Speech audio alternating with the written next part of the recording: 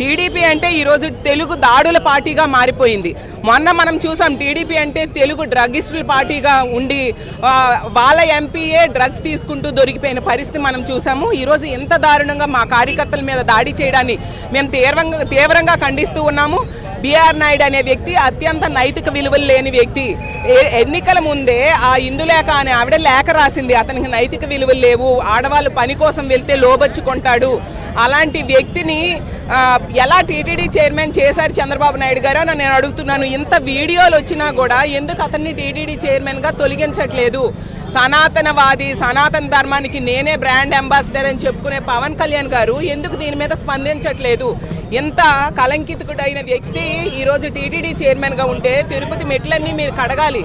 అలాంటివి చేయకుండా ఎందుకు సమర్థిస్తూ ఉన్నారు? టీటీడీ చైర్మన్గా బిఆర్ నాయుడు అనే వ్యక్తి అయినాక మనం చూసాం చంద్రబాబు నాయుడు గారు ఇందాపూర్ పేరుతో భక్తులు సొమ్ము దోచుకుంటూ ఉన్నారు, దానికి సహకరిస్తూ ఉన్నారు. కాబట్టి అతన్ని ఈ రోజు కూడా తొలగించని పరిస్థితి మనం చూస్తూ ఉన్నాము.